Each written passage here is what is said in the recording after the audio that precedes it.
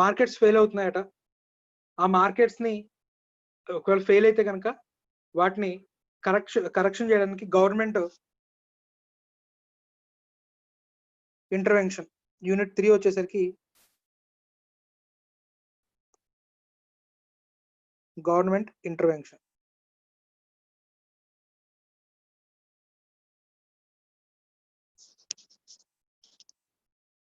So market వెయిట్ వల్ల fail అవుతుంది. ఆ ఫెయిల్యూర్స్ ని కరెక్ట్ చేయడం కోసం గవర్నమెంట్ ఎందుకు ఇంటర్వ్యూన్ అవ్వాలి, ఏ విధంగా ఇంటర్వ్యూన్ అవ్వాలి అనేది మనకి ఈ 2 చాప్టర్లు, ఈ 2 యూనిట్స్ కలిపి మనం చూస్తాం. మనం మార్కెట్ ఫెయిల్యూర్ రీజన్స్ ఏంటో చెప్తాను. ఒక్కొక్క రీజన్ కి ఒక్కొక్క గవర్నమెంట్ ఇంటర్వెన్షన్ సంబంధించి చూసేస్తాం. సో యూనిట్ 2 అండ్ యూనిట్ 3 మనం సైమల్టేనియస్ గా చూస్తాం. రైట్.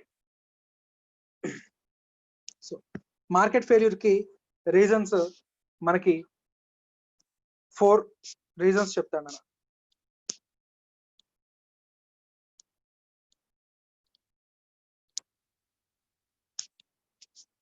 సో మార్కెట్ ఫెయిల్యూర్ అంటే నథింగ్ బట్ పబ్లిక్ కి అంటే ఎకానమీలో ఉన్నటువంటి పాపులేషన్ కి, సిటిజన్స్ కి ఏవైతే గూడ్స్ వాడు ఏ రేట్ కి అయితే కొందాం అనుకుంటున్నాడో, రైట్, అంటే రేషనల్, అంటే ఇక్కడ మనం పిసినార్ గురించి వాళ్ళ గురించి మాట్లాడుకోవట్లేదు. ఒక రేషనల్ కన్స్యూమర్ వాడు ఏవైతే గూడ్స్ కన్స్యూమ్ చేసుకుందాం అనుకుంటున్నాడో ఆ గూడ్స్ దొరకకపోయినా, అంటే అసలు ఎకానమీలోనే ప్రొడ్యూస్ అవ్వకపోయినా, రైట్, లేదా కొందాం అనుకున్నా కూడా అన్ఫెయిర్ ప్రైసెస్ ఉన్నాయి, లేదా మరీ తక్కువ ప్రైస్ కి దొరుకుతుంది.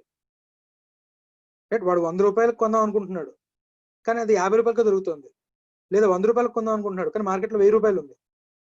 సో అలాంటివైనా, రైట్, లేదా వాడేదో ఒక పార్క్ లేకపోతే ఒక హాస్పిటల్, వాళ్ళ వాళ్ళ పల్లెటూరుకి వెళ్ళడానికి ఒక రోడ్డు కావాలనుకుంటున్నాడు, ఆ రోడ్ లేదు, పల్లెటూరుకి వెళ్ళే రోడ్ లేదు.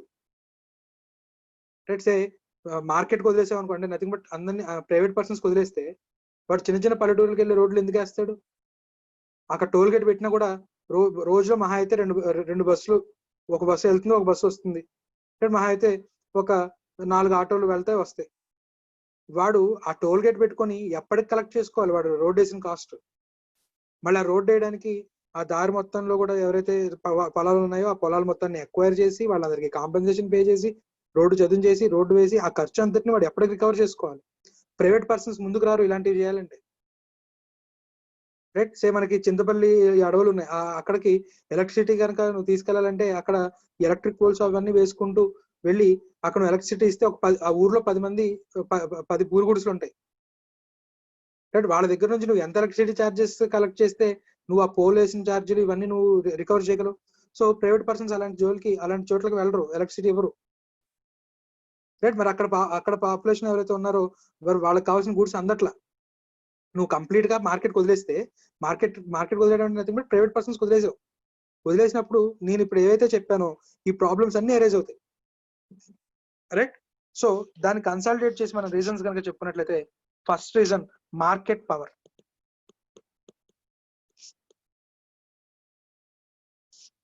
రెండు, ఇన్కంప్లీట్ ఇన్ఫర్మేషన్.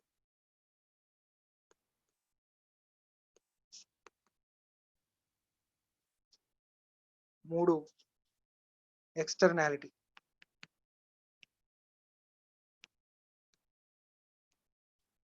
నాలుగు, పబ్లిక్ గూడ్స్.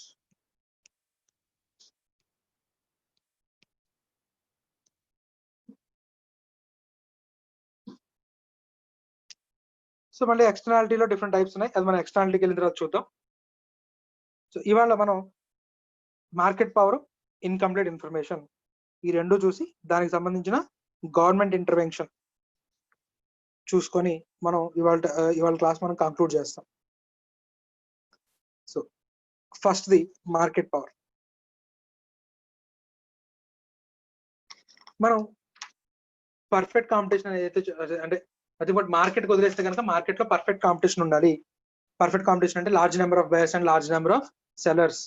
రైట్, సో ఎప్పుడైతే లార్జ్ నెంబర్ ఆఫ్ సెల్లర్స్ లేరో, రైట్, లేదా ఉన్న సెల్లర్స్ ని కన్సల్టేట్ అవుతూ పోయాయి. ఒక పెద్ద సెల్లర్ ఎవరైతే ఉన్నాడో వాడు మిగతా వాళ్ళందరినీ కొనుక్కుంటూ వెళ్ళిపోయాడు, ఎక్వైర్ చేసుకుంటూ వెళ్ళిపోయాడు.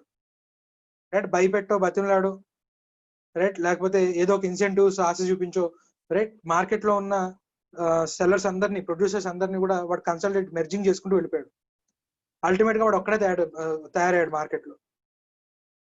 రైట్, లేదా ఇండైరెక్ట్ గా లొంగన వాళ్ళకి ఏం చేశాడు, వీడి ప్రొడక్ట్స్ అన్నిటికీ కావాలని చాలా తక్కువ రేటుకి సెల్ చేశాడు.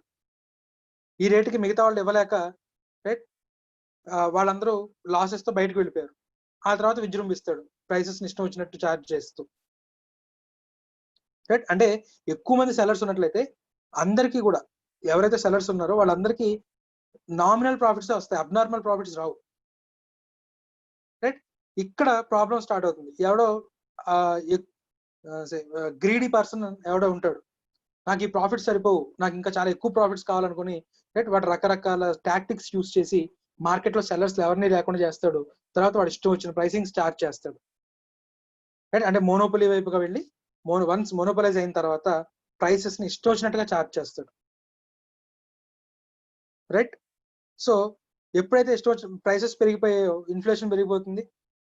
రైట్, ఎవరైతే కొందాం అనుకుంటున్నారో వాళ్ళు ఆ గూడ్స్ ని ఎఫోర్డ్ చేయలేరు. సో వాళ్ళ స్టాండర్డ్ ఆఫ్ లివింగ్ అనేది పడిపోతుంది. సో ఒక్క పర్సన్ యొక్క గ్రీడినెస్ వల్ల రైట్ మార్కెట్ ఫెయిల్ అవడం స్టార్ట్ అయితే రైట్ ఓవరాల్ గా ఎకానమీ అనేది ఫెయిల్ అవుతుంది అన్న. మీకు ఆ స్పైరల్ చెప్పాను. రైట్, ఒకడు గ్రీడీ అయ్యాడు, ఒక పర్టికులర్ సెక్టర్ లో ఒకడు గ్రీడీ అయ్యి ఈ విధంగా చేశాడు. ఆ పర్టికులర్ సెక్టర్ లో ఉద్యోగాలు పోతాయి. ఇష్టం వచ్చినట్టు ప్రైసెస్ పెంచడం వల్ల మేబీ షార్ట్ రన్ లో ఆ ప్రొడక్ట్ ని కొంటారు కొంతమంది, కానీ లాంగ్ రన్ లో ఆ ప్రొడక్ట్ ని ఎఫోర్డ్ చేయగలిగే పాపులేషన్ తగ్గిపోతారు. ప్రైస్ పెరిగితే డిమాండ్ తగ్గుతుంది అని చూసాం మనం. సో ఎప్పుడైతే డిమాండ్ తగ్గిందో ఓవరాల్ గా వాడు ఏం చేస్తాడు, ఓకే ఈ పర్టికులర్ ప్రొడక్ట్ కి డిమాండ్ తగ్గిపోయింది కదా అని చెప్పి ప్రొడక్షన్ తగ్గిస్తాడు. ప్రొడక్షన్ తగ్గినప్పుడు ఉద్యోగాలు పోతాయి. సో ఉద్యోగాలు పోయినోడికి ఇన్కమ్ ఉండదు, వాడు మిగతా గూడ్స్ ని కూడా కొనడం మానేస్తాడు. ఆ ఎఫెక్ట్ మిగతా ఇండస్ట్రీ మీద పడుతుంది. సైకిల్ స్టాండ్ లో ఒక సైకిల్ పెడితే అన్ని పడిపోయినట్టు ఈ ఎఫెక్ట్ ఆటోమేటిక్ గా ఎకనమీలో ఉన్న మిగతా వాటి మీద కూడా వెళ్తూ ఉంటుంది. అంటే ఒక గ్రీడీ ఇండస్ట్రీ వల్ల, ఒక గ్రీడీ పర్సన్ వల్ల మార్కెట్ ఫెయిల్ అవుతుంది. ఈ ఎఫెక్ట్ అల్టిమేట్ గా అన్నిటికీ స్ప్రెడ్ అవుతుంది. సో అలా మార్కెట్ పవర్ ద్వారా మార్కెట్ ఫెయిల్ అవ్వకుండా ఉండడం కోసం గవర్నమెంట్ ఏం చేస్తుంది, కాంపిటీషన్ పాలసీస్ తీసుకొస్తుంది. రెస్ట్రిక్టివ్ ట్రేడ్ ప్రాక్టీసెస్ అంటే కార్టెల్స్ ఫార్మ్స్, కాంపిటీషన్ పాలసీ. మనకి వోడాఫోన్ ఐడియా మెర్జ్ అవుతానంటే గవర్నమెంట్ దగ్గర ఆ file around 4 to 5 months pending ఉంది. సో మీరు వోడాఫోన్ ఐడియా కలిసిపోతే more than 40% of the market share మీ దగ్గరే ఉంటుంది. రైట్, కాబట్టి మీరు ప్రైసెస్ ఇష్టం వచ్చినట్టు పెంచితే ఎలాగా? ఒకప్పుడు అంటే 5-6 ప్లేయర్స్ ఉన్నారు, ఆ 5-6 మధ్య కాంపిటీషన్ ని నిలుపుకోవడానికి కాంపిటీషన్ ఉంది కాబట్టి ఒకళ్ళకి మించి ఒకళ్ళు ప్రైసెస్ డిస్కౌంట్స్ ఇచ్చుకుంటూ వెళ్ళారు. అదే ఇప్పుడు ఇద్దరు పెద్ద ప్లేయర్స్ కలిసిపోయారు, more than 40 to 50% market share మీ దగ్గరే ఉంది. ఇప్పుడు మీరు ఏమంటారు, ఇష్టం వచ్చినట్టు ప్రైసెస్ పెంచి ఉంటే ఉండు, లేకపోతే వేరే మార్కెట్కి వెళ్ళిపో, వేరే ఎవరినైనా చూసుకోమని చెప్తారు. ఇలాంటివి చేస్తారేమో, ఇలాంటి యాంటీ కాంపిటేటివ్ పాలసీస్ మీరు అండర్టేక్ చేస్తారేమో అని చెప్పి ఈ 2 కంపెనీస్ దగ్గర అఫిడవిట్ తీసుకొని మేము ఇలా ఇష్టం వచ్చినట్టు ప్రైసెస్ పెంచము, రైట్ ఇప్పటిదాకా ఎలాంటి కండిషన్స్ ఫుల్ఫిల్ అవుతున్నాయి అవే కండిషన్స్ ని ఫాలో అవుతాము అని చెప్తూ అఫిడవిట్స్ తీసుకొని మిగతా మెజర్స్ తీసుకొని ఆ తర్వాత మెర్జర్ కి ఒప్పుకుంది. రైట్, సో అలా హెల్తీ కాంపిటీషన్ ఉండేలాగా చేస్తుంది. లేదు మార్కెట్ లో కాంపిటీషన్ లేదనుకోండి, ఒక పర్టికులర్ ప్రైవేట్ కంపెనీ ఇష్టం వచ్చినట్టు ప్రైసెస్ చార్జ్ చేస్తుంది అనుకోండి, రైట్ ఆ కంపెనీకి పోటీగా గవర్నమెంట్ ఇంకో కంపెనీ స్టార్ట్ చేయొచ్చు. ఇంకో కొత్త కంపెనీ స్టార్ట్ చేయడం దేనికి సార్? నేషనలైజ్ చేసి పడేయచ్చు కదా. నేషనలైజ్ చేస్తే నథింగ్ బట్ అంటే ప్రైవేట్ కంపెనీని గవర్నమెంట్ లాగేసుకుంది అనుకోండి, ఇక్కడికి బాగానే ఉంటుంది. కానీ ఫ్యూచర్ లో ఎవడైనా ఇండియాకి వచ్చి కంపెనీ పెడతానంటే భయపడతాడు. ఓకే కొంచెం మనం ప్రాఫిట్ సంపాదిస్తే చాలు, గవర్నమెంట్ కన్నుకుట్టి మన కంపెనీని లాగేసుకుంటుంది నేషనలైజేషన్ పేరుతో, సో మనం ఈ కంట్రీ జోలికి వెళ్ళకూడదు అని చెప్పి చాలా ఎంఎన్సీస్ రావడం మానేస్తాయి మన దగ్గరికి. అండ్ అలాగే మనం WTOలో మెంబర్ కంట్రీ, అలా చేయడానికి కూడా మనకి ఇన్వెస్ట్మెంట్ మెజర్స్ ఒప్పుకో, WTO అగ్రిమెంట్స్ ఒప్పుకో. సో అటున్నప్పుడు ఏం చేయాలి, గవర్నమెంట్ పోటీగా ఇంకో కంపెనీ స్టార్ట్ చేయాలి. ఆ గవర్నమెంట్ కంపెనీ తక్కువ ప్రైసెస్ కి గూడ్స్ ని ప్రొడ్యూస్ చేయాలి. రైట్, సో లైక్ మనకి ఎయిర్ ఇండియా ఉంది, మిగిలిన ఎయిర్వేస్ తో సమానంగా రైట్ ఇండియన్ ఎయిర్వేస్ కూడా కాంపిటేటివ్ ప్రైసెస్ ని మెయింటైన్ చేయడం వల్లే ఈ ప్రైవేట్ ఆపరేటర్స్ భయపడతారు ప్రైసెస్ పెంచడానికి. రైట్, సో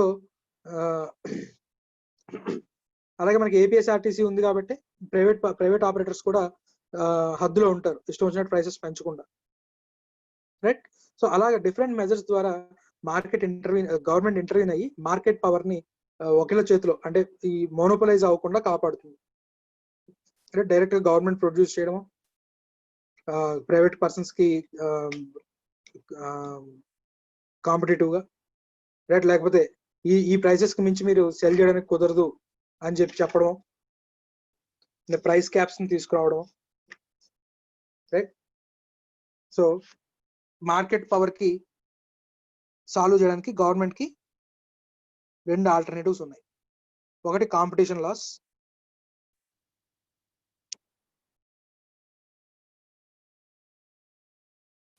రెండు ప్రైస్ రెగ్యులేషన్.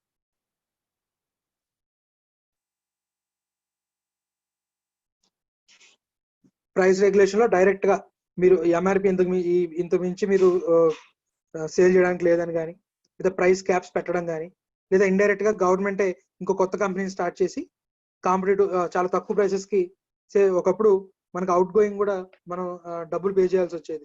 సరే, అవుట్ గోయింగ్ కాదు, ఇన్కమింగ్ డబ్బులు పే చేయాల్సి వచ్చేది. బిఎస్ఎన్ఎల్ వచ్చి ఇన్కమింగ్ ఫ్రీ చేసింది, మిగతా కంపెనీస్ అన్ని కూడా ఫ్రీ చేసాయి. అంటే బిఎస్ఎన్ఎల్ గవర్నమెంట్ కంపెనీ రంగంలోకి దిగేసరికి మిగతా వాళ్ళు కూడా రైట్ వాళ్ళని ఫాలో అయ్యారు. సో ఈ విధంగా గవర్నమెంట్ ఇండైరెక్ట్ గా వచ్చి ప్రొడక్షన్ స్టార్ట్ చేయడం కానివ్వండి, రైట్, ఇలాంటివి చేయాలి. అయితే ఈ ప్రైస్ రెగ్యులేట్ చేసేటప్పుడు అంట natural monopoly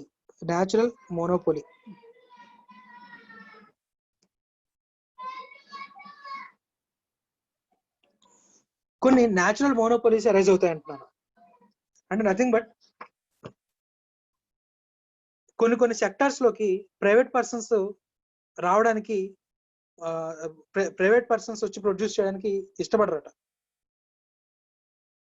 let's say electricity కానివ్వండి, ఎక్స్ప్లోరేషన్ ఆఫ్ గ్యాస్ కానివ్వండి, లేకపోతే డ్యామ్స్ కన్స్ట్రక్ట్ చేయడం కానివ్వండి, ఇలా మనకి రోడ్స్ కన్స్ట్రక్ట్ చేయడం కానివ్వండి,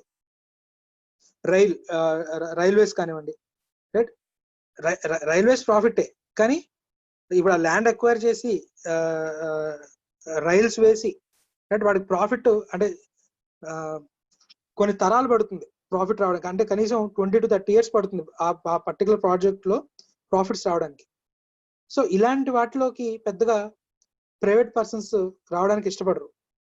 అలాంటప్పుడు ఆల్రెడీ మార్కెట్ లో ఉన్న ఒకటో ఇద్దరు ప్లేయర్స్ ఎవరైతే ఉన్నారో, అది గవర్నమెంట్ కావచ్చు, ప్రైవేట్ అవ్వచ్చు, వాళ్ళు ఒక్కళ్ళే ఉంటారు, రైట్. అలా న్యాచురల్ మోనోపొలీజే అవుతుంది. సో అలా న్యాచురల్ మోనోపొలీ అయినప్పుడు వాళ్ళు ఇష్టం వచ్చిన ప్రైసెస్ చార్జ్ చేయకుండా, రైట్, గవర్నమెంట్ ఒక రెగ్యులేషన్ మెకానిజం పెడుతుంది. ఫర్ ఎగ్జాంపుల్ ఎలక్ట్రిసిటీ ఉంది, production of electricity and distribution of electricity అనేది right most of the production గవర్నమెంటే చేస్తుంది, రైట్. ఇప్పుడు మనకు కొత్త కంపెనీస్ వస్తున్నాయి. అలాగే డిస్ట్రిబ్యూషన్ కూడా రైట్ మనకి టాటా కానివ్వండి, రైట్, అదాని కానివ్వండి, డిస్ట్రిబ్యూషన్ కూడా ఈ మధ్య ఎలక్ట్రిసిటీ డిస్ట్రిబ్యూషన్ కూడా ప్రైవేట్ పర్సన్స్ వస్తున్నారు, రైట్. సో ఇక్కడ మార్కెట్ బేస్ ఎక్కువే ఉన్నా కూడా వీటిని ప్రొడ్యూస్ చేయడానికి ప్రైవేట్ పర్సన్స్ పెద్దగా రారు. అలా న్యాచురల్ మోనోపొలీ అవుతుంది. సో న్యాచురల్ మోనోపొలీలో కన్స్యూమర్స్ లూట్ చేయకుండా, ఫర్ ఎగ్జాంపుల్ ఎలక్ట్రిసిటీ రేట్స్ ని ఇష్టం వచ్చినట్టు పెంచకుండా, మనకి ఎలక్ట్రిసిటీ రెగ్యులేషన్ కమిషన్ ఒకటి ఉంది, స్టేట్ లెవెల్లో ఉంటుంది, నేషనల్ లెవెల్లో ఉంటుంది. సో వాళ్ళు ఒక ప్రైస్ అప్రూవ్ చేస్తే ఆ ప్రైస్ ని మాత్రమే ఛార్జ్ చేయాలి. సో అలా న్యాచురల్ మోనోపొలీస్ లో ప్రైసెస్ ని రెగ్యులేట్ చేయడానికి ఒక మెకానిజం ఉంటుంది.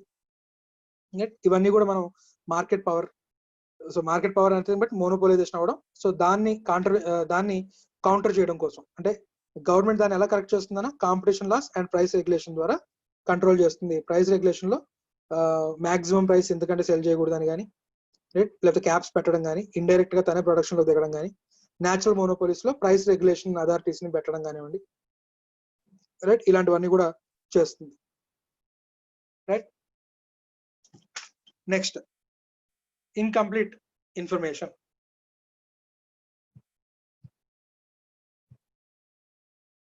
మనం పర్ఫెక్ట్ మార్కెట్ గురించి చెప్పుకునేటప్పుడు అక్కడ మనం అజంప్షన్ చెప్పుకుంటాం నాన్న, rational consumer and perfect knowledge about the market. Both buyer and seller ఇద్దరికి కూడా మార్కెట్ గురించి పర్ఫెక్ట్ నాలెడ్జ్ ఉండాలి. ఏదైతే ప్రొడక్ట్ కొనబోతున్నాడో ఆ ప్రొడక్ట్ గురించి పర్ఫెక్ట్ నాలెడ్జ్ ఉండాలి. సరే, అప్పుడు మనం ఫౌండేషన్ ఇప్పుడు మనం చెప్పుకునే ఎగ్జాంపుల్ అక్కడ సే నువ్వు ఒక షాపింగ్ మాల్కి వెళ్ళావు, ఆ షాపింగ్ మాల్ లో ఒక టెడ్డీ బేర్ 1000 రూపీస్ కొనుక్కొచ్చుకున్నావు. అలా బయటకు వచ్చి ఇంటికి నడుచుకుంటూ వెళ్తున్నావు, ప్లాట్ఫామ్ మీద సేమ్ టెడ్డీ బేర్, ఎటువంటి చేంజెస్ లేదు, 200 రూపీసే ఉంది, రైట్? సో మరి నువ్వు 1000 రూపీస్ పెట్టి ఎందుకు కొన్నావు? ఏనా గంగాధర్?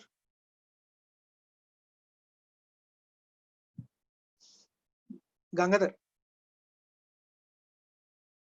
Yes sir. మనం 1000 రూపీస్ పెట్టి నువ్వు టెడ్డీ బేర్ ఎందుకు కొన్నావు షాపింగ్ మాల్లో? అంటే బ్రాండ్ ఉంటుందని. Brand same as it is బయట 200 రూపీసే ఉంది. Yes sir. Same company same manufacture అనుకుందాం, ఎలా కొనగలిగావు 1000 రూపీస్ పెట్టి? బయట అమ్ముతున్నారని తెలియకపోతే. బయట 200 రూపీస్ కి సేల్ చేస్తున్నారు అనే విషయం నీకు తెలియదు, ఎస్ సార్. రైట్? లేదా అసలు ఈ ప్రొడక్ట్ తయారు చేయడానికి ఇంత ఖర్చు, మినిమం ఇంత ఖర్చు అవుతుంది, సో దీని మీద ఇంత ప్రాఫిట్ వేసుకుంటే ఈ ప్రైస్ ఉండొచ్చు అని నీకు తెలియకపోవడం. సో నీ ఇగ్నోరెన్స్ కొంత, అవతల వాడి నీ ఇగ్నోరెన్స్ ని ఎన్కాష్ చేసుకున్నాడు. ఓకే వీడికి ఏమీ తెలియదు. సరే నువ్వు ఏదైనా కొత్త ఊరు వెళ్ళావు, ఊరికి కొత్తని గ్రహించడానికి ఆటోవాడు ఏం చేస్తాడని పక్కనే ఉన్న దానికి కూడా నీకు రేట్ చాలా ఎక్కువ చెప్తాడు. సో అంటే ఇక్కడ నీకు ఇన్ఫర్మేషన్ అనేది తెలియదు. ఓకే నువ్వు ఏదో ఏరియా చెప్పావు, ఇప్పుడంటే గూగుల్ మ్యాప్స్ వచ్చేది పక్కన పెట్టేస్తే ఏదో ఏరియా చెప్పావు, ఇది చాలా దూరం అండి అని చెప్పి ఎక్కువ ప్రైస్ చెప్తాడు. నీ ఇగ్నోరెన్స్ అవతల వాడికి ఎన్కాష్ చేసుకునేటటువంటి ఒక ఆపర్చునిటీ, రైట్? సో అంటే మార్కెట్ ఫెయిల్ అవడానికి ఒక రీజన్ సరైన ఇన్ఫర్మేషన్ లేకపోవడం. అది అటు సేల్ చేసేవాడికైనా సరే లేదా కొనేవాడికైనా సరే సరైన ఇన్ఫర్మేషన్ లేకపోవడం. సరైన ఇన్ఫర్మేషన్ లేకపోవడం వల్ల కూడా మనకి మార్కెట్ అనేది ఫెయిల్ అవుతుంది అని చెప్తాడు, రైట్? సో దీనికి కొన్ని ఎగ్జాంపుల్స్ చూద్దాం మనం మార్కెట్ ఫెయిల్యూర్ కి సంబంధించి కొన్ని.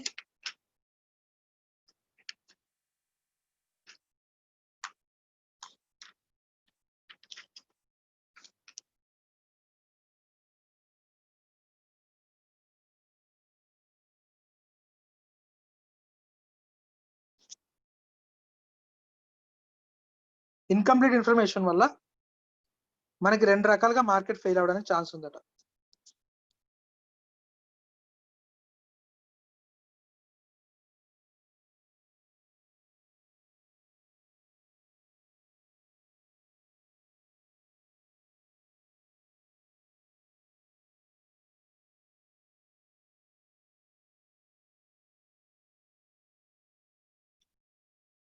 సో ఇన్కంప్లీట్ ఇన్ఫర్మేషన్ వల్ల మనకి 2 రకాలుగా మార్కెట్ ఫెయిల్ అవడానికి ఛాన్స్ ఉంది. ఒకటి adverse selection.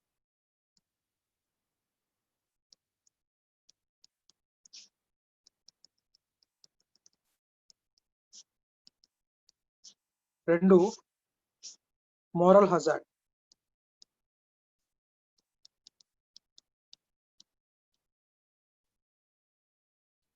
So adverse selection, moral hazard. First the buyer యొక్క ఇగ్నోరెన్స్ వల్ల జరిగేది అడ్వర్స్ సెలక్షన్.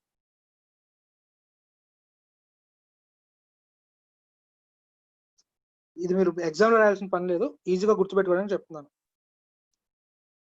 బయర్ యొక్క ఇగ్నోరెన్స్. ఇక్కడ బయర్ ఏమని చెప్పొచ్చు, బయర్ యొక్క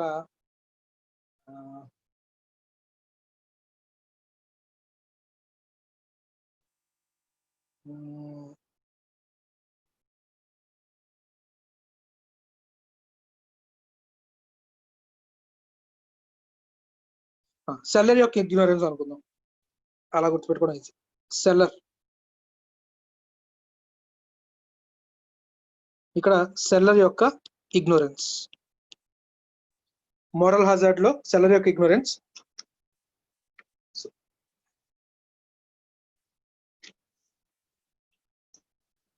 బయర్ ఇగ్నోరెన్స్ అంటే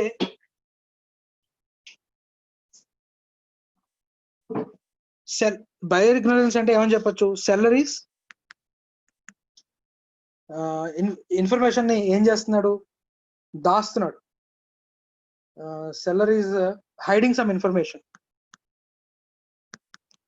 హైడింగ్ ఇన్ఫర్మేషన్. మోరల్ హజార్డ్ లో buyer hiding information. From seller. Right, సరే చూద్దాం. సే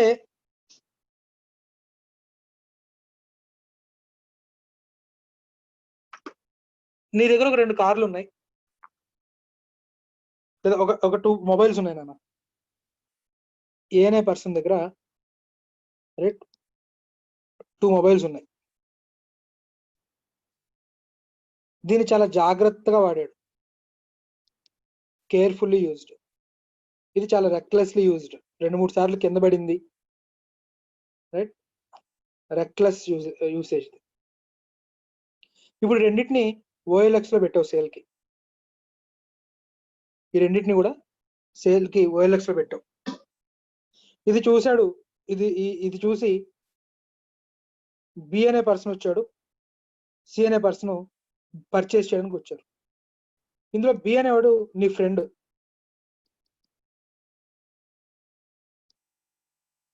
రైట్, ఇప్పుడు ఏ అనేవాడు బికి ఏ మొబైల్ ని సజెస్ట్ చేస్తాడు?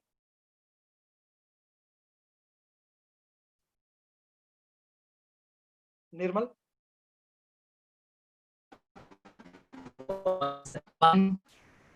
వినబడలా?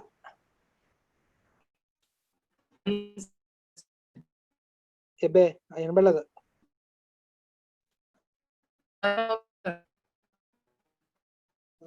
వినబడలేదురా, సర్లే.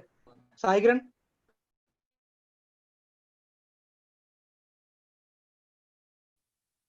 సాయికిరణ్ ఏం సజెస్ట్ చేస్తానన్నా?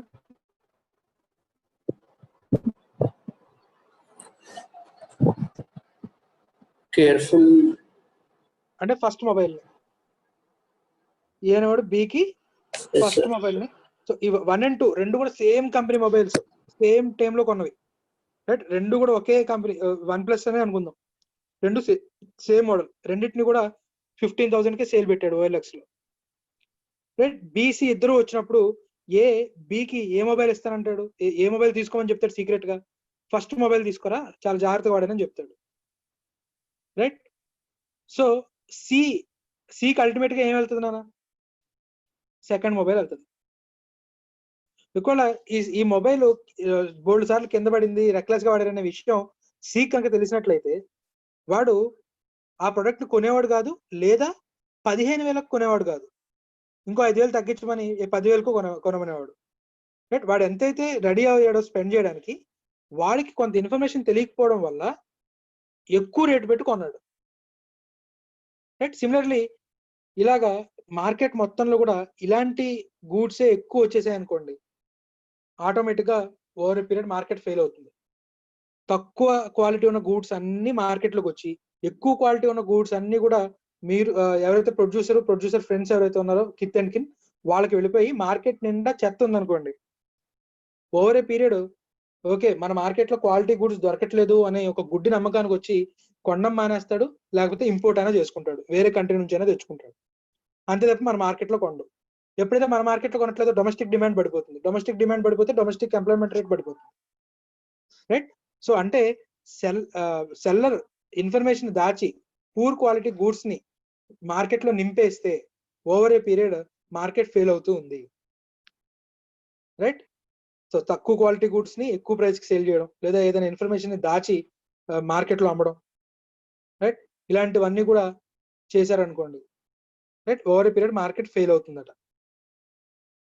సో దీన్ని కంట్రోల్ చేయడానికి గవర్నమెంట్ ఏం చేయొచ్చు నాన్న? ఫుల్ ఇన్ఫర్మేషన్ డిస్క్లోజ్ చేసే విధంగా నిర్ణయాలు తీసుకోవచ్చు. రైట్, సే ఫర్ ఎగ్జాంపుల్ మనకి మెడిసిన్స్ మీద కానివ్వండి, లేకపోతే మనం తాగేటటువంటి బెవరేజెస్ మీద కానివ్వండి, ఫుడ్ ఇంగ్రీడియంట్స్ మీద కానివ్వండి, వాటి మీద ఏం చేస్తుంది, ఏ ఇంగ్రీడియంట్స్ ని యూజ్ చేశారు రైట్ అనేది క్లియర్ గా రాయమని చెప్తుంది. అవే ఇంగ్రీడియంట్స్ యూజ్ చేసేలాగా ఫుడ్ సేఫ్టీ ఇన్స్పెక్టర్స్ ఎవరైతే ఉన్నారో రైట్, FSSAI రిజిస్ట్రేషన్ తీసుకొని రైట్, సో దాని ప్రకారంగా ప్రొడ్యూస్ చేస్తున్న సర్టిఫికేషన్ వాళ్ళు ఇస్తారు. సో ఏ గూడ్స్ తో ఏ ఇంగ్రీడియంట్స్ తో తయారైందో నీకు తెలిసింది అనుకోండి, అది నువ్వు వాడాలా వద్దా నువ్వు డిసైడ్ చేసుకుంటావు, లేదా ఆ పర్టికులర్ ప్రైస్ కి నువ్వు కొనాలా వద్దా నువ్వు డిసైడ్ చేసుకుంటావు. రైట్, సో ఇన్ఫర్మేషన్ అనేది అలాగే కార్ కానివ్వండి, వీటికి సంబంధించిన ఇన్ఫర్మేషన్ మాన్యువల్స్ ప్రింట్ చేసి కొనేవాడికి ఇస్తారు. వాడు అవి చూసిన తర్వాత కంప్లీట్ స్పెసిఫికేషన్స్ చూసిన తర్వాత నచ్చితే కొంటాడు, లేకపోతే లేడు. రైట్. సో అలాగా అడ్వర్స్ సెలక్షన్ అనే దాన్ని కౌంటర్ చేయడానికి గవర్నమెంట్ ఇంటర్వ్యూన్ అయ్యి ఫుల్ ఇన్ఫర్మేషన్ పబ్లిష్ చేసేలాగా రైట్ గవర్నమెంట్ రూల్స్ ని పాస్ చేయొచ్చు.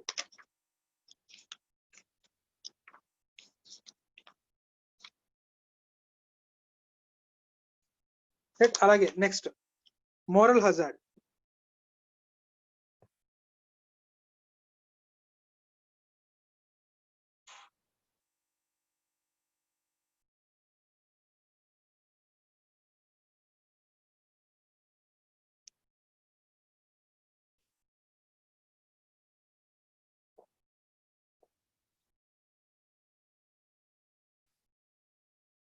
మోరల్ హజార్డ్ లో జరిగేది ఏంటంటే బయర్ కి కొంత ఇన్ఫర్మేషన్ తెలుసు, సెల్లర్ కి ఆ విషయం తెలియదు. బయర్ కి తెలిసిన ఇన్ఫర్మేషన్ సెల్లర్ కి తెలియదు. Asymmetry, nothing but information asymmetry. అది ఇటు నుంచి ఎట్టయినా కావచ్చు.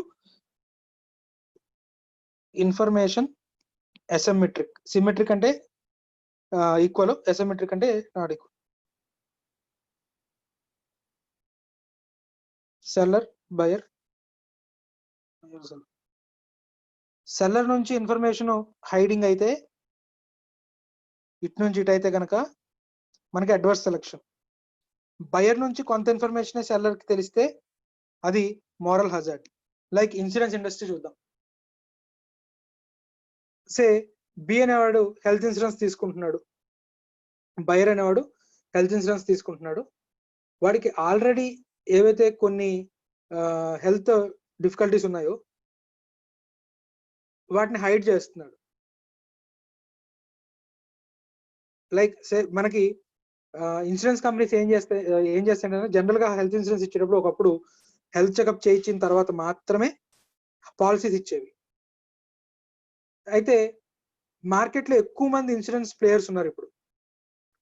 సో మన కంపెనీ పాలసీస్ ఎక్కువ సేల్ చేయాలి అంటే ఏవో ఒక మనం కొన్ని బెనిఫిట్స్ ఎక్స్ట్రా ఇవ్వడం, లేకపోతే ప్రొసీజరల్ గా కొన్ని ప్రొసీజర్స్ ని తగ్గించడం ద్వారా అట్రాక్ట్ చేయొచ్చు. సో ఒకప్పుడు మనం ఏదైనా గవర్నమెంట్ జనరల్ ఇన్సూరెన్స్ నుంచి హెల్త్ ఇన్సూరెన్స్ తీసుకోవాలనుకుంటే నువ్వు ఒకరోజు ఆఫీస్కి సెలవు పెట్టాలి, వెళ్ళి పొద్దునంతా తినడం మానేసి వెళ్ళి ఒక ల్యాబ్ లో కూర్చుంటే ఒక 3 గంటలు 4 గంటలు నేను టెస్ట్ చేసి ఆ టెస్ట్ రిజల్ట్స్ ని బట్టి నీకు ప్రీమియం అనేది సెట్ అయ్యేది. ప్రైవేట్ ప్లేయర్స్ వచ్చిన తర్వాత ఏం చేశారంటే okay up to 5 lakhs insurance health insurance వరకు హెల్త్ టెస్ట్లు ఏం అవసరం లేకుండా 25 years లోపు ఎవరైతే ఉన్నారో లేదా 30 years లోపు ఎవరైతే ఉన్నారో up to 5 lakhs of insurance policy health checkup లేకుండా డైరెక్ట్ గా మీకు ఇన్సూరెన్స్ పాలసీ ఇస్తాము. కాకపోతే మీరు సెల్ఫ్ డిక్లేర్ చేయాలి, మీకు ఆల్రెడీ ఉన్న హెల్త్ డిఫికల్టీస్ ఏవైతే ఉన్నాయో వాటిని సెల్ఫ్ డిక్లేర్ చేయాలి అని చెప్పి కండిషన్ పెట్టాయి. రైట్. సో ఇప్పుడు పాలసీ తీసుకునే వాళ్ళు జనరల్ గా సెల్ఫ్ డిక్లేర్ చేస్తారన్నా మాకు ఒకవేళ పాలసీ అలా సెల్ఫ్ డిక్లేర్ చేస్తే ఇన్సూరెన్స్ ప్రీమియం ఏమవుతుంది అషిత? అషిత అలాగే ఇన్సూరెన్స్ హెల్త్ ఇన్సూరెన్స్ తీసుకునేటప్పుడు ఆల్రెడీ ఉన్న హెల్త్ డిఫికల్టీస్ కనుక చెప్తే వాళ్ళకి ఇన్సూరెన్స్ ఇవ్వరు సార్. ఇన్సూరెన్స్ ఎవరు లేదా ఇన్సూరెన్స్ ఇచ్చినా కూడా ప్రీమియం ఎలా ఉంటుంది? ఇన్సూరెన్స్ ప్రీమియం ఎలా ఉంటుంది అన్న ఎక్కువ రేట్ ఆఫ్ ప్రీమియం ఉంటుంది. జనరల్ గా తక్కువ ఏజ్ లో ఇన్సూరెన్స్ పాలసీ తీసుకుంటే హెల్త్ ఇన్సూరెన్స్ తక్కువ ప్రీమియం ఉంటుంది, ఎక్కువ ఏజ్ కి వెళ్ళే కొద్దీ ఎక్కువ ప్రీమియం ఉంటుంది. నథింగ్ బట్ రిలేటెడ్ ప్రీమియం అనేది nothing but related with risk. నీకు ఆల్రెడీ హెల్త్ ఇష్యూస్ ఉంటే ఇన్సూరెన్స్ ప్రీమియం ఏమవుతుంది? ఎక్కువ అవుతుంది. ఇన్సూరెన్స్ ప్రీమియం ఎక్కువ అవుతుంది అని చెప్పి ఏం చేస్తాడు పాలసీ తీసుకునేవాడు? డిస్క్లోజ్ చేస్తాడన్నా డిస్క్లోజ్ చేయడం మానేస్తాడా? డిస్క్లోజ్ చేయడు సార్, చెప్పడు సార్. డిస్క్లోజ్ చేయడం మానేస్తాడు. డిస్క్లోజ్ చేయడం మానేసి పాలసీ తీసుకున్నాడు, రైట్. తర్వాత క్లెయిమ్ చేశాడు, పాలసీని క్లెయిమ్ చేసి అంటే నథింగ్ బట్ వాడికి ఏదో హెల్త్ డిఫికల్టీ వచ్చింది, హాస్పిటల్లో జాయిన్ అయ్యాడు, రైట్. ఇప్పుడు ఇన్సూరెన్స్ కంపెనీ కాంపెన్సేషన్ పే చేసింది. సో ఇప్పుడు ఇలా ఈ విధంగా ఇన్సూరెన్స్ కంపెనీ ఏం చేయడం మొదలుపెట్టింది? కాంపెన్సేషన్ పే చేయడం మొదలు పెట్టేసరికి over a period insurance company insurance premiums ఏం చేస్తుంది నాన్న? పెంచుతుందా తగ్గిస్తుందా? పెంచుతుంది సార్.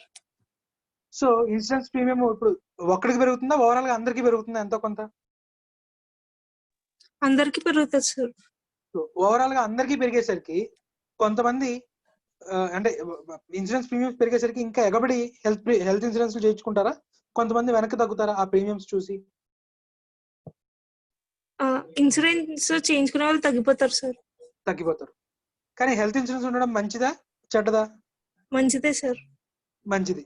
కానీ కొంతమంది డిస్కరేజ్ అవుతున్నారు, ఆ ప్రీమియం కట్టుకోలేక డిస్కరేజ్ అవుతున్నారు. దేనివల్ల? కొంతమంది ఇన్సూరెన్స్ పాలసీ బయర్స్ వాళ్ళ ఇన్ఫర్మేషన్ సరిగ్గా డిస్క్లోజ్ చేయకపోవడం వల్ల ఆ ఎఫెక్ట్ ఇంక్రీజ్ ఇన్సూరెన్స్ ప్రీమియమ్స్ అందరికీ ఇంక్రీజ్ అవుతుంది. సో దానివల్ల కొంతమంది ఇన్సూరెన్స్ పాలసీ తీసుకుందాం అనుకున్నా కూడా తీసుకోలేకపోతున్నారు. రైట్? అంటే నువ్వు ఇన్సూరెన్స్ పాలసీ తీసుకుందాం అనుకున్నావు కానీ ఆ రేటుకు నువ్వు తీసుకోలేకపోతున్నావు అంటే అది కూడా మార్కెట్ ఫెయిల్యూరే. రైట్? దీన్ని మనం మోరల్ హజార్డ్ అంటాం.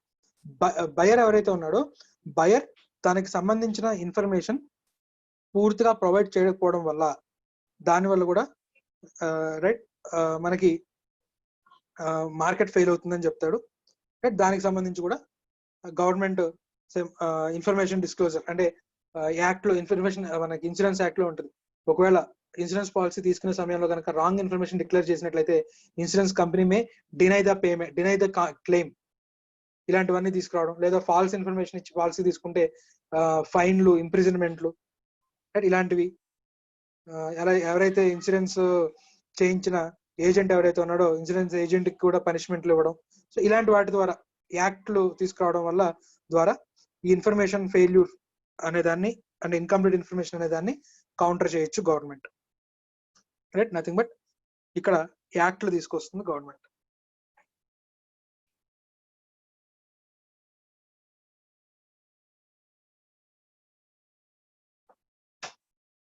ఇక్కడ ఇన్ఫర్మేషన్ దీన్ని కరెక్ట్ చేయడానికి గవర్నమెంట్ ఎలా ఇంటర్వ్యూ అవుతుంది అన్న, ఫుల్ ఇన్ఫో డిక్లేర్ చేసేలాగా, ఇన్ఫర్మేషన్ డిక్లేర్ చేసేలాగా యాక్ట్ తీసుకొస్తుంది. మనం చదివే కంపెనీస్ యాక్ట్ కూడా దీని కోవలోకే వస్తుంది అన్న. కంపెనీస్ యాక్ట్, సెబీ ఇలాంటివన్నీ కూడా దీని పరిధిలోకే వస్తాయి. సే ఫర్ ఎగ్జాంపుల్ నువ్వు ఒక కంపెనీ డైరెక్టర్, సే ఏ అనేవాడు సమ్ XYZ లిమిటెడ్ లో director. Right? Say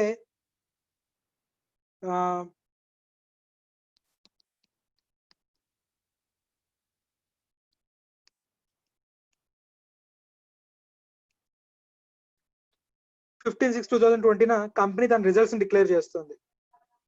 company results declare చేయడం అంటే కంపెనీ ఏమైనా ఎగ్జామ్ రాసిందనా Nirmal?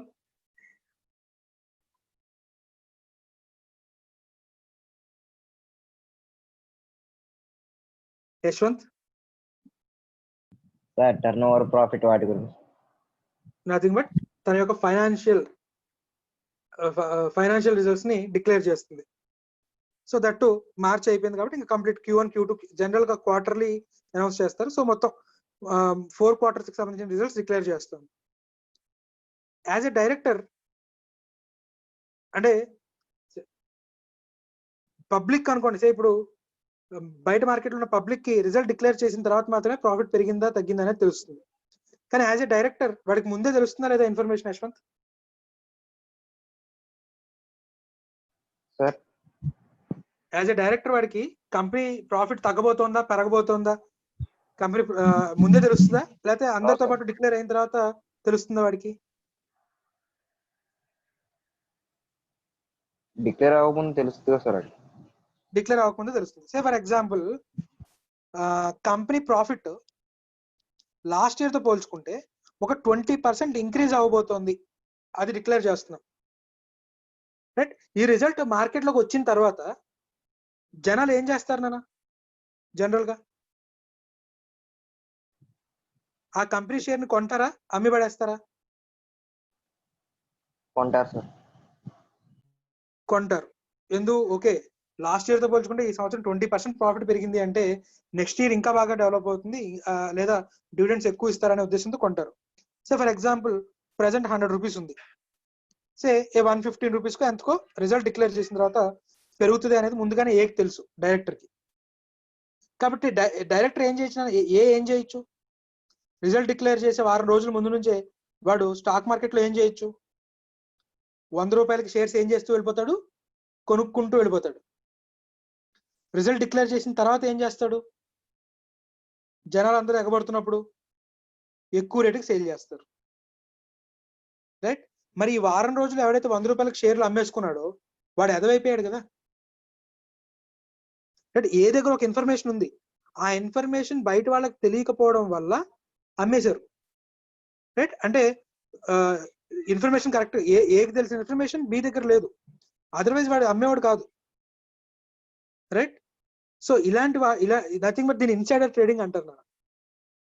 Right. So insider trading ని కర్బ్ చేయడం కోసం మనకు అటు కంపెనీస్ యాక్ట్ లోను అటు సెబీ యాక్ట్ లోను చాలా ప్రొవిజన్స్ ఉన్నాయి. రైట్. రిజల్ట్స్ డిక్లేర్ చేసే 4 రోజుల ముందు, 4 రోజుల తర్వాత, 15 రోజుల ముందు, 15 రోజుల తర్వాత కంపెనీకి సంబంధించినటువంటి వాళ్ళు, కంపెనీ ఎంప్లాయీస్ కానీ, కీ మేనేజర్ పర్సన్స్ కానీ, డైరెక్టర్స్ కానీ, ఆఫీసర్స్ కానీ ఎవరు కూడా కంపెనీకి సంబంధించిన షేర్స్ లో ట్రేడ్ చేయకూడదు. అలా ట్రేడ్ చేసినట్లయితే వాడికి ఎంతైతే ప్రాఫిట్ వచ్చిందో దాని మీద ఇన్ని టైమ్స్ ఆఫ్ పెనాల్టీ, రైట్, ఇలాంటివన్నీ కూడా చేస్తారు. రైట్. ఇలా ఒక స్టాక్ మార్కెట్ అనే కాదు, మనకి అర్థం అవుతుందని చెప్పి మీకు. అలాగే